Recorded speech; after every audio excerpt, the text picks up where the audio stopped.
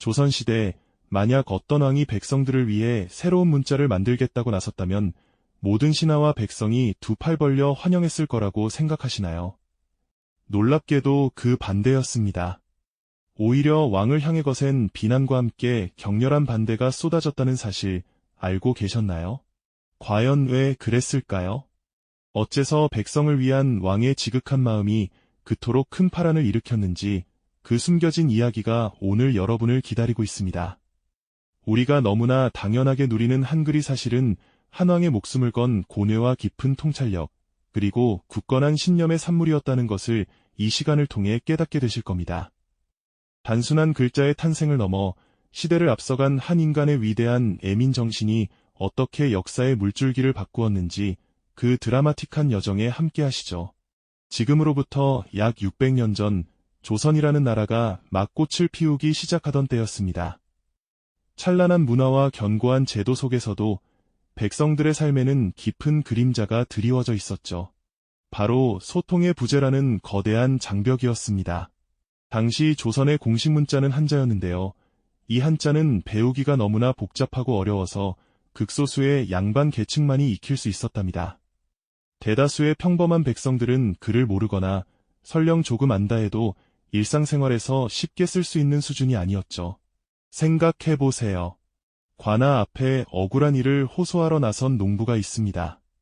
그는 자신의 억울함을 글로 적어 바치고 싶지만 복잡한 한자를 알지 못해 그저 말로만 애타게 외칠 뿐입니다. 하지만 그의 이야기는 제대로 문서화되지 못하고 법률 용어로 가득 찬 판결문은 까막눈인 그에게 그저 종이 조각에 불과하죠. 자신의 권리를 지키기 위한 최소한의 수단조차 없었던 겁니다. 마을에 새로 내려온 행정명령이나 세금 고지서도 마찬가지였어요. 내용을 이해하지 못해 엉뚱한 오해를 하거나 불이익을 당하는 일이 비일비재했습니다. 글을 모른다는 이유만으로 중요한 정보를 놓치고 사소한 다툼에서도 불리한 위치에 놓이는 것이 그 시절 백성들의 일상적인 고통이었죠. 이러한 현실은 비단 개인의 답답함으로 그치지 않았습니다. 사회 전체의 비효율성을 초래했죠. 왕이 아무리 좋은 정책을 펼치고 싶어도 그 뜻이 백성들에게 온전히 전달되기 어려웠습니다. 백성들의 생생한 목소리와 고충 또한 왕에게 제대로 상달되지 못했고요. 마치 거대한 벽으로 가로막힌 것처럼 왕과 백성 사이의 소통은 단절되어 있었습니다. 이러한 상황은 세종대왕의 깊은 고뇌로 이어졌습니다. 그는 단순한 왕이 아니라 백성들의 삶을 밤낮으로 헤아리던 진정한 애민 군주였으니까요. 거란 깊숙한 곳, 수많은 책들이 쌓인 책상에 홀로 앉아 밤늦도록 백성들의 삶을 고민하던 세종의 모습은 이러한 답답한 현실을 타개하고자 하는 그의 강렬한 의지를 보여주는 것이었습니다. 세종은 백성들이 겪는 이 참담한 소통의 벽을 직접 눈으로 보고 마음으로 느꼈습니다. 그리고 깨달았죠. 이대로는 안 된다는 것을요. 한자라는 높은 장벽이 존재하는 한 진정한 의미의 태평성대는 오지 않을 것이라고요. 백성 모두가 글을 읽고 쓸 수 있어야만 비로소 나라가 강해지고 백성의 삶이 풍요로워질 수 있다는 확신을 갖게 되었습니다. 이러한 깊은 통찰과 애민 정신을 바탕으로 세종은 기존 문자의 한계를 뛰어넘어 백성을 위한 새로운 문자를 만들기로 결심하게 됩니다. 그것은 단순히 새로운 글자를 만드는 것을 넘어 조선 사회의 근본적인 틀을 바꾸는 위험천만한 도전의 시작이었죠. 과연 세종은 어떤 방식으로 이 혁명적인 계획을 추진했을까요? 그리고 그의 앞에는 또 어떤 난관들이 기다리고 있었을까요? 세종대왕께서는 이 중대한 결심을 굳히신 후 곧바로 행동에 나서셨습니다. 하지만 새로운 문자를 만들겠다는 그의 구상은 처음부터 순탄하지 않았죠. 아니, 오히려 처음부터 거대한 반대에 부딪힐 수밖에 없는 실로 위험천만한 도전이었습니다. 조선의 근간을 이루는 유교적 질서와 한자 중심의 문명에 익숙했던 당대 지식인들에게 왕이 나서서 새로운 글자를 만든다는 것은 상상조차 할 수 없는 파격이었으니까요. 그래서 세종대왕께서는 이 혁명적인 프로젝트를 은밀하게 추진하셨습니다. 거란 깊숙한 곳, 어둠이 깔린 지편전 한편에서는 젊고 총명한 소수 학자들만이 왕의 부름을 받고 모여들었습니다. 등불이 흔들리는 밤늦도록 이들은 외부의 시선을 피해 조심스럽게 연구자료를 주고받으며 새로운 문자 체계의 얼개를 잡기 시작했죠.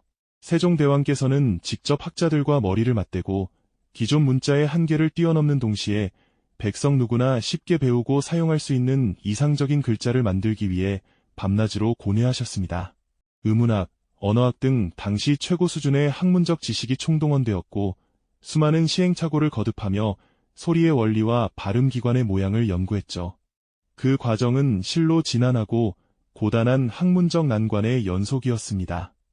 하지만 아무리 은밀하게 진행하려 해도 궁궐 안팎으로 새로운 문자 창제에 대한 소문은 마치 불씨처럼 번져나가기 시작했습니다.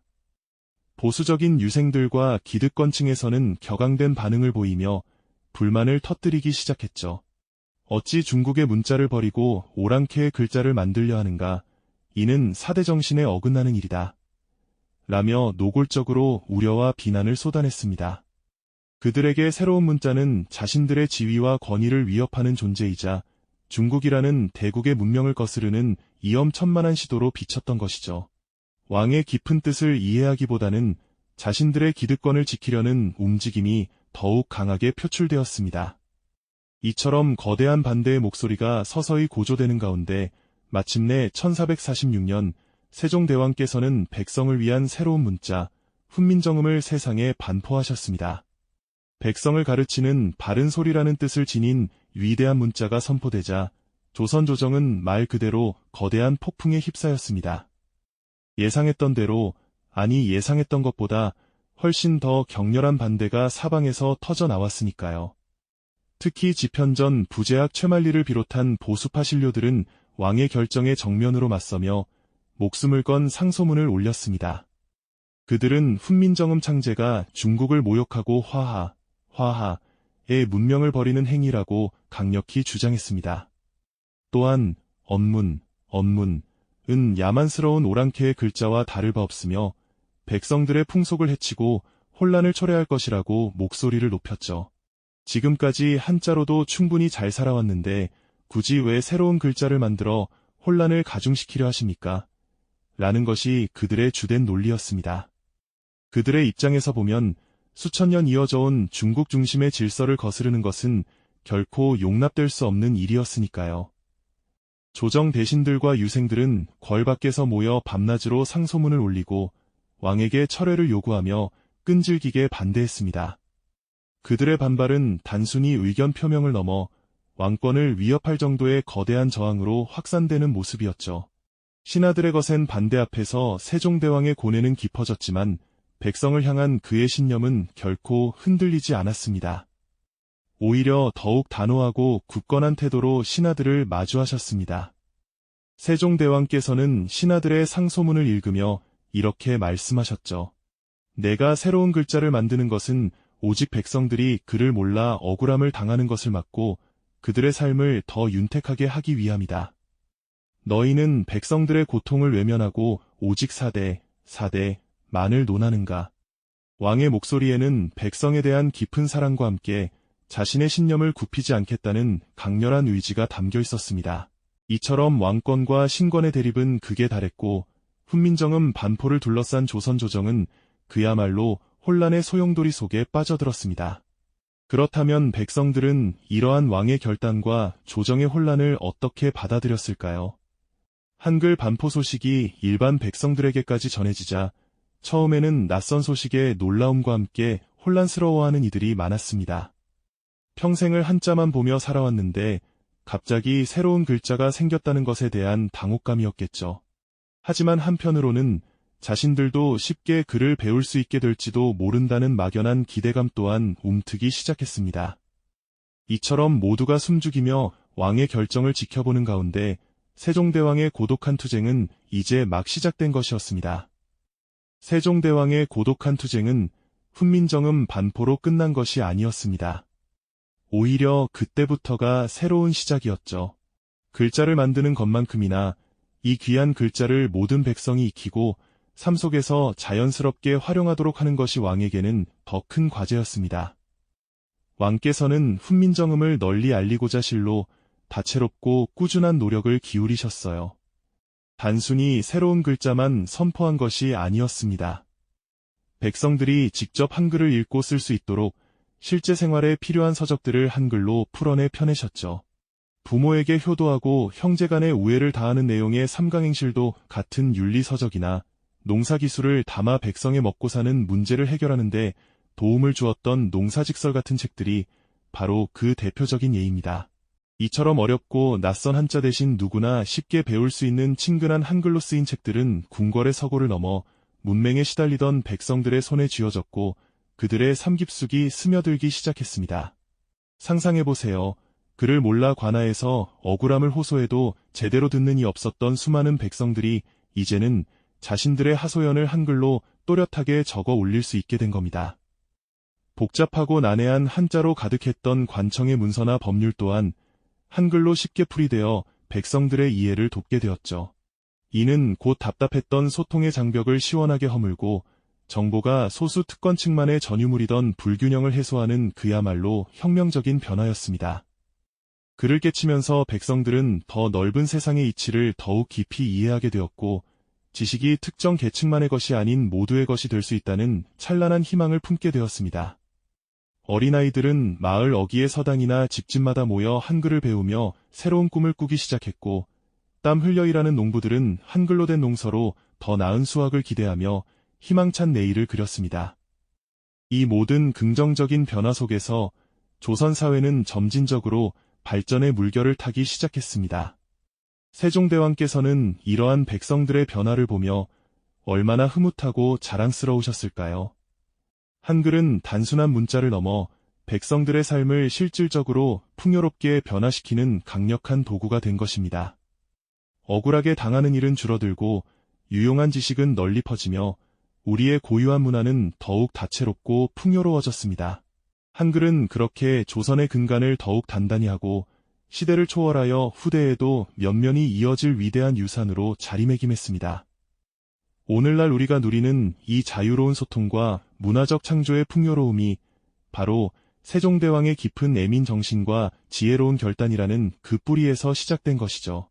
이 모든 과정 속에서 우리는 세종대왕의 진정한 지혜와 시대를 앞서가는 리더십을 명확하게 엿볼 수 있습니다. 왕께서는 보수적인 관습과 강력한 기득권층의 반대에 결코 갇히지 않으셨죠.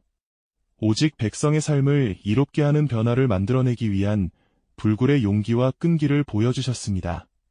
이 문자가 백성에게 반드시 필요하다. 는 그분의 굳건한 결단은 단순히 한왕의 고집스러운 외침이 아니었습니다. 그것은 한글이 지닌 본질적인 가치, 즉 모든 이에게 소통의 문을 활짝 열어주고 지식의 평등을 선사하는 인류애적인 위대한 뜻으론 세상에 선포하는 것이었습니다. 왕의 고독한 결단과 백성을 향한 한없는 사랑이 가장 극적으로 드러나는 이 순간은 단순한 문자의 창조를 넘어선 인류 전체의 진보를 위한 위대함으로 우리에게 깊은 감동과 한없는 경외감을 안겨주죠. 그렇다면 오늘날 우리에게 세종대왕의 한글 창제 이야기는 어떤 의미로 다가와야 할까요? 한글은 단순히 글자를 발명한 것을 넘어 소통의 자유와 지식의 평등을 향한 인류 역사의 위대한 발걸음이었다고 감히 말씀드릴 수 있습니다. 우리가 지금 이 순간 아무런 불편함 없이 쓰고 있는 이 글자가 사실은 한왕의 깊은 고뇌와 목숨을 건 투쟁, 그리고 시대를 초월한 통찰력의 눈부신 산물이라는 것을 다시금 깨닫게 됩니다. 만약 한글이 없었다면 우리의 찬란한 문화와 유구한 역사는 지금과는 완전히 다른 모습으로 흘러갔을지도 모릅니다. 상상해보세요. 우리가 익숙하게 사용하는 모든 책과 신문, 노래 가사, 그리고 디지털 세상의 무수한 글자들이 다른 형태와 제약 속에서 존재했다면 말이죠. 현재 우리가 누리는 자유로운 언어 생활의 근간이 된 세종대왕의 지혜와 통찰력을 재조명하며 그 가치를 깊이 되새기는 것이야말로 우리에게 주어진 소중한 과제입니다. 한글은 단순한 글자가 아닙니다. 그것은 우리 민족의 정체성을 굳건히 형성하고 미래를 끊임없이 이끌어갈 위대한 유산임을 우리는 늘 자랑스럽게 기억해야 할 것입니다. 다음 시간에도 역사의 뒤편에 숨겨진 또 다른 위대한 이야기를 찾아오겠습니다.